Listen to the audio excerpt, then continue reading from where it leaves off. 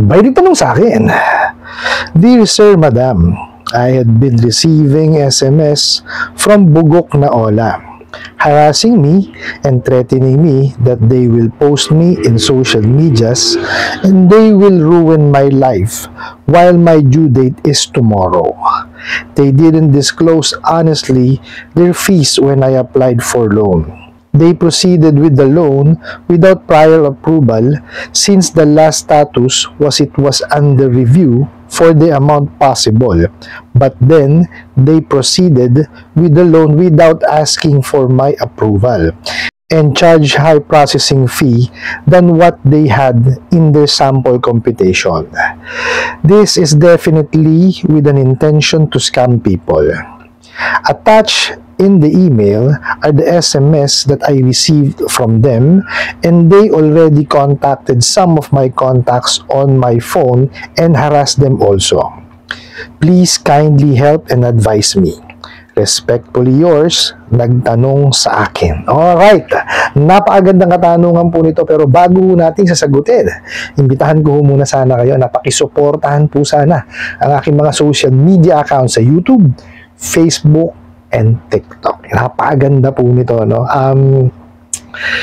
Medyo magiging mahaba po itong itong video na to, and please pakisimulan yung video at pakitapos kasi po itatakil po natin talaga lahat dito, no? Kasi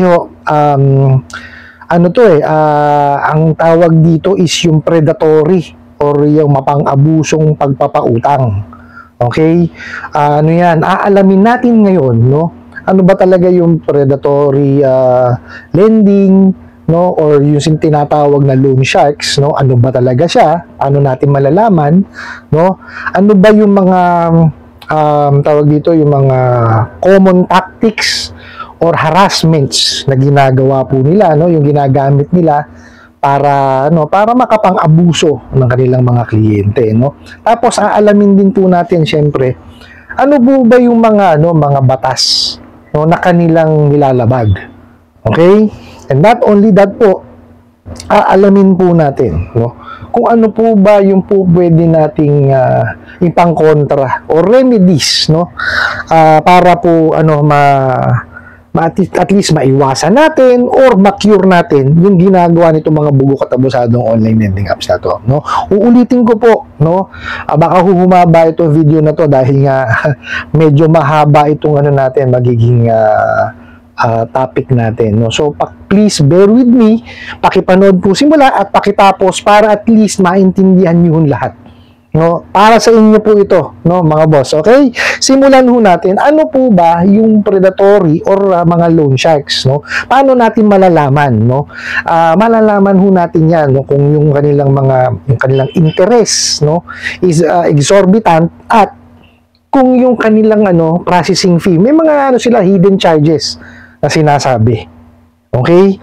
Lagi 'yan, no, na nagugulat na lang kayo na bakit ganito na lang na-receive ko, di ba? Sasabihin, approve sa inyo. Actually, hindi pala sasabihin. Magugulat na lang kayo, may 500k sa GCash. Tapos, pagka lumabas na dun sa kanilang apps, ayan na, patay na tayo dyan. 1,000 pala yung pinautang sa inyo, approve nyo. 500 lang binigay. So, 50% po yung tinanggal nila kagad. Nakita nyo? Diba? So, masyadong exorbitant yun. At may mga hidden charges, definite. Kasi hindi naman sinabi sa inyo eh. Diba? Later, sasabihin natin yung mga batas na nakakasakop dyan. Tapos, isa yun. No? Pangalawa po is yung short term lang. No? Mapandin lang pa nga sasabihin, may 90, 120, 150 days. Pero pagputok ng bola niyan, 7 araw lang. No, yan ho, isa pa yan. Isa pa yang tawag dito, characteristic po or hint na yan po predatory or mapang-abusong nagpapautang, kagaya ng mga abusadong online lending apps. Okay? Tapos, yung pong excessive po yung kanilang penalty, ng kamote. Penalty, 1,000 per day. Grabe! No, ang lit-lit nung hiniram 1,000 per day. Hindi naman yata tama yun. 'Di ba? Buti na lang meron tayong tawag dito yung ceiling on interest rate. Later po i-discuss natin 'yon. No, tapos po ito na. Bago dumating ang due date. Kagaya nung sinabi niyo ho, 'di ba? 1 day prior the due date. Bukas pa yung due date niyo, hinaras na kayo. Ganun ang ginagawa niya mga bugok at abusadong online lending apps na 'yan. No, talagang yung mananakot, yan, i-intimidate kayo, ipapahiya kayo, yan, anak ng kamote, grabe yung mga yan. Kung ano-anong pananakot ang gagawin talaga sa inyo, para ngayon kayo nervyusin, di ba? Lalo kung first time kayo, di ba? Mapupunta ngayon kayo sa tapal system. No, yan po, no, dyan nyo malalaman na yung mga yan is tinatawag na loan sharks, no, or yung mga predatory lending, no, yung mga mapang-abuso magpautang. Okay. Ngayon, ano ba yung mga mga pangkaraniwan na mga taktika, no? Ayon nga dun sa sa pinadala yung katanungan, di po ba? Dishonest sila. Isa na yon. Tapos pati yung mga contacts nyo inaabuso. Ngayon, eto po, nilista po natin kung ano ba yung pangkaraniwan na talagang masasabi mo nang haharas sila, no? At masasabi mong predatory sila. Okay? Ito po yung unauthorized access dun sa inyong contacts. Okay? Nandun na ho ako, no? Kasi bago kayo makapanghiram, bibigyan nyo ngayon sila ng access. Okay? Kasi okay lang naman sana kung during that time may access sila, no? Habang ginagamit mo siya. Pero ang nangyayari kasi sa mga bugok na to, hindi access. Ninanakawang kayo ng information. No? Tapos, pag nanakaw na nila, gagamitin nila yan against you pagka hindi ka pa nakakabayad. Biruin mo, access lang ang hiningi. Diba? Para lang makita nila na, kasi meron silang, hindi ko alam kung ano yung way nila para malaman kung ano yung Tapos may ini-inject na yan, na malware, para manakaw yung mga information po ninyo. Nanakawin contacts nyo. Diba? Sisilipin yung social media nyo. Tapos, nanakawin din kung ano yung mga doon. Pati emails nyo, location, lahat po. Mawawalan talaga kayo ng privacy. Okay? Isa yan. Okay? Yan po yung mga taktika nila. Okay? Pangalawa, yung tatakutin ka agad. Wala pa nga due date. Mumurahin ka nga agad eh. Bungad mura. Oh, ihaharas ka. Diba? Grabe yung mga bugok na yan. It's either yan, tawag, SMS, o email. Grabe yung mga yan, abusadon talaga. No? Kaya yung iba nating mga kababayan, ayan, tawag dito yung natatakot, nagkakaroon ng nervous breakdown, no? Anxiety, depression, diba? Mental torture, lahat po. Which napakahirap makarecover sa gano'n. Nakala nila gano'n kadali. Hindi ho habang buhay yun eh. Di ba? Tapos po, yun nga po, nagmumura. No? Kaya pangatlo, nagmumura sila. May mga threatening messages. No? Isa dyan, yung sasabihin, scammer kayo. No? Kinuha nyo yung pera ng kumpanya, nakawan nyo kami. Di ba? Tapos sasabihin pa niyan, magka-file kami ng criminal case sa inyo. Diba? Alam mo yung out of the blue, hindi mo alam kung saan nila nakukuha yung mga kagaguhan na gano'n. Diba? Sasabihin, papail kami ng kasong estafa, mga ganyan, yung Article 88, 88, yung mga gano'n.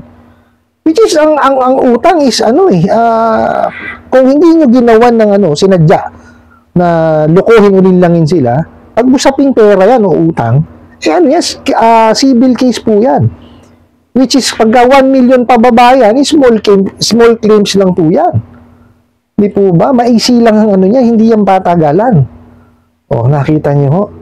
Kaya talagang mga defamatory languages ang ginagamit nila. Saka nananako talaga. Grabe.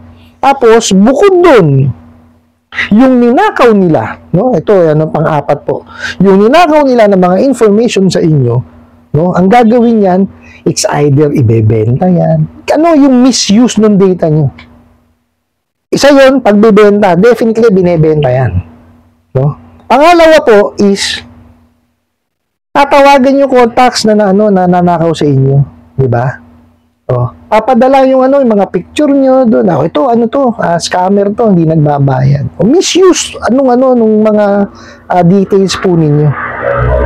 Kung ano-ano kalokohan talaga gagawin yung mga yan. No, kung saan nila i-share, no, wala kayong consent. Maliho yun eh. Diba? Yung access na ibinigay sa kanila nung kayo nag-download ng kanilang app, dun lang yun. Wala silang karapatan na kumuha ng detalye sa inyo para gamitin against you. Mali yun. At yun, against yun sa batas natin. Later, sasabihin natin kung anong mga batas yan. Yung number 5 po, ito po yung lagi nilang talagang ginagawa. Yung sa social media shaming.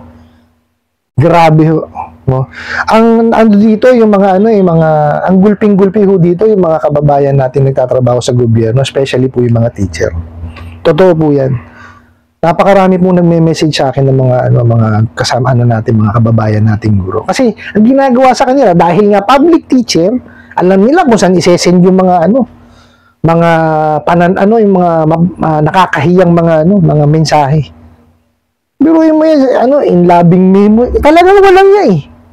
Tapos i-edit, gagawa ng scandal. Talagang mga walang niya. No? So yun yung mga tawag dito, yung mga common harassments, no, na lagi na lang nilang ginagawa. Yan yung mga predatory lending. Yan yung mga abusadong online lending apps. No, sana po nakakasunod po kayo, no? Kung hindi man nyo nasusundan, pwede nyo i-post, balikan nyo lang. Wala naman ng problema yun eh. Okay? Ngayon, ito po yung mga batas, no, na nakakasakop sa pagpapautang na kanila pong nilalabag. Ano po ito? Unang-una po, ito po yung RA 9474. Ito po yung Lending Company Regulation Act of 2007. Okay? Ito po kasi ang nag-govern, no, sa mga lending companies. Okay? Bali, ang nag-ano po nito is ang SEC. Sila po ang ang tawag dito yung nagmamandate niyan. Okay? So, sila po ang nagbibigay ng mga lisensya diyan sa mga bugok na yan. Okay? Tapos, ayon din po dito sa sa RA 9474 na to, dito required po sila na maging ethical, okay po, sa pakikipag-deal, no, sa kanilang mga kliyente, kasama po doon. O ano ginagawa niya mga bugok na yan, di ba? Napakasasalbahe. Tapos, dapat kasama din dyan yung pagiging transparent nila. Doon sa hinihiram ng kliyente, kasama po dyan sa batas na yan. Okay, isa pa po. Ito po yung yung kinaso doon sa nakaraan na raid, yung Data Privacy Act po natin ng 2012. Okay, ito po yung Republic Act 10173. Okay? Self-explanatory, no? Bawal po, no, na isiwalat sa iba yung inyong data. Okay? Wala akong karapatan ng sino man na na isiwalat yan, lalo kung gagamitin sa panghaharas o para mapahiya kayo. Bawal ho yan.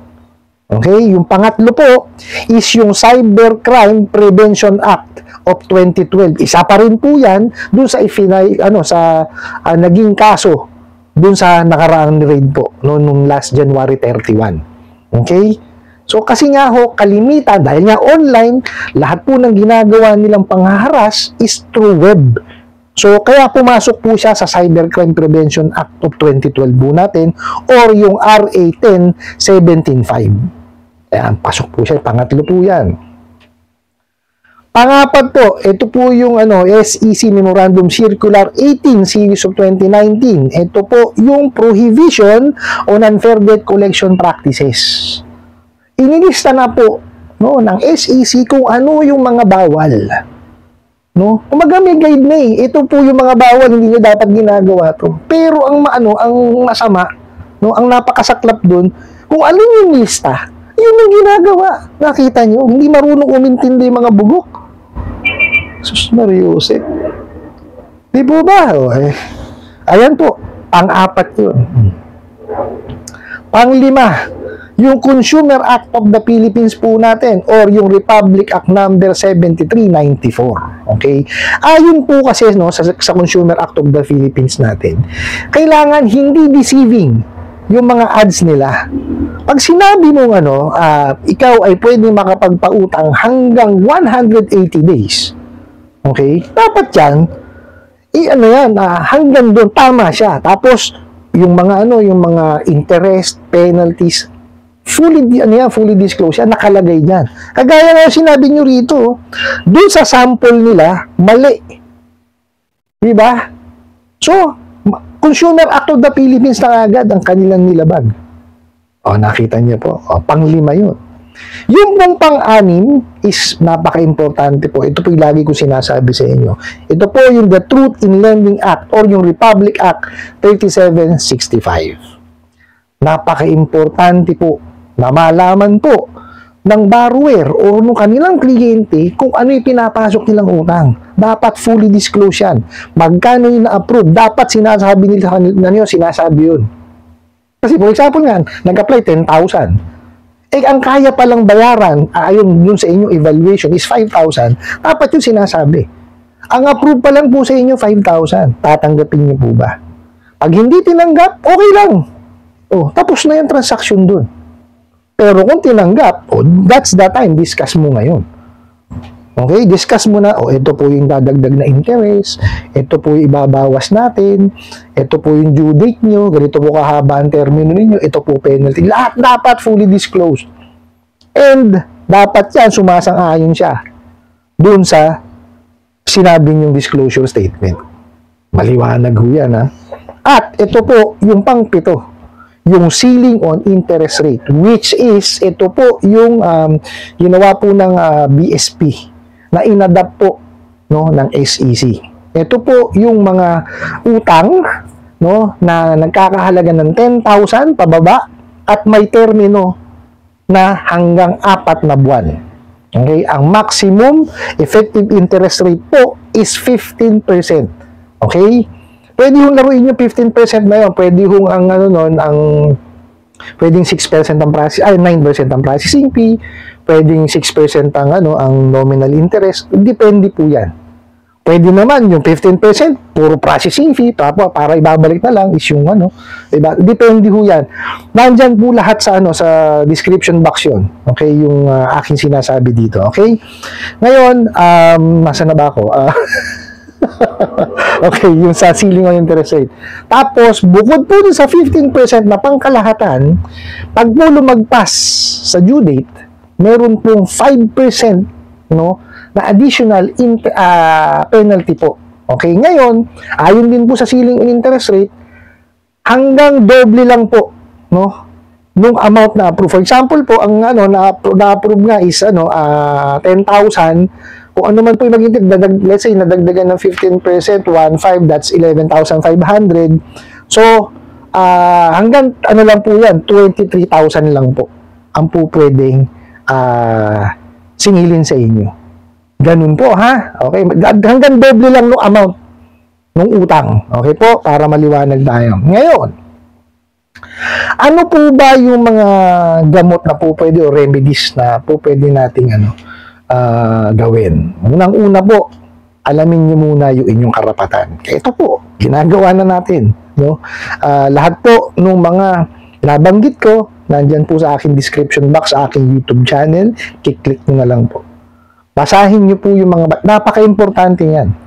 Dapat alam nyo po yung inyong karapatan kasi at least, pagka walang sa inyo, diniscuss, alam nyo yung gagawin niyo, hindi kayo matatakot agad.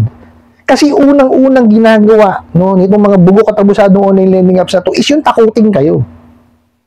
Di po ba? So, mawawala ngayon sa inyo yun. Di po ba? Tapos, pangalawa po, syempre, is mag-seek kayo o maghanap kayo ng legal assistance. Importante yan kasi pag usaping utang, meron niyang usaping legal. So, abogado ang makakatulong sa atin. Ako po'y maniningil.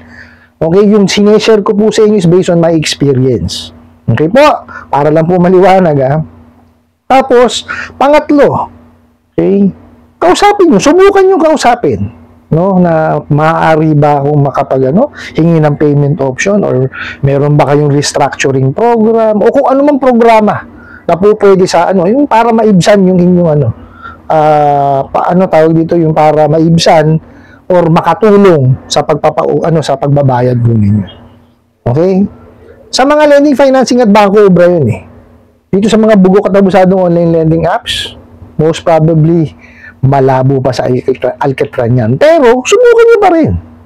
At least gumawa kayo ng kumbaga nag-reach out kayo. Kung ayaw nila, well, it's their loss. Okay? Ang gawin nyo, ipunit, tsaka nyo bayaran. Ganun ang gawin ninyo. Okay? Tapos po, mag-file kayo, no?